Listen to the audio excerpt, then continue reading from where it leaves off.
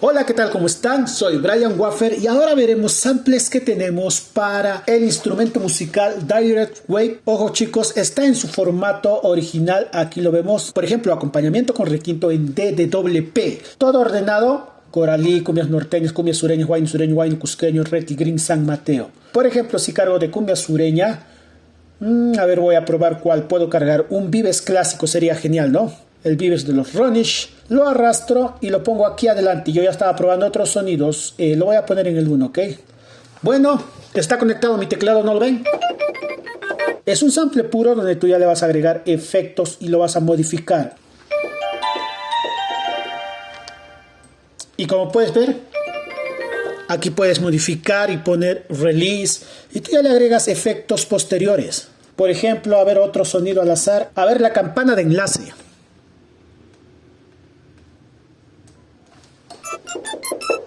Bueno, tú le agregas el release.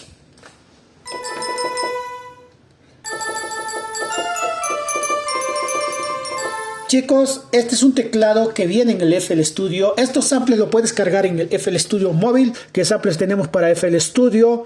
Tenemos obviamente lo mismo que les he mostrado para SF2KMP. Acompañamiento de requinto, coralí, cumbias norteñas y más, cumbia sureña, guayno sureño, guayno cusqueño, reti, green, San Mateo. Y la lista ahí lo tienen, cientos de samples, todos en formato DDWP. ¿Cuántos samples son? En oferta, 254 samples de todos los grupos cumbia sureña y guayno sureño. Saludos, que estén en oferta.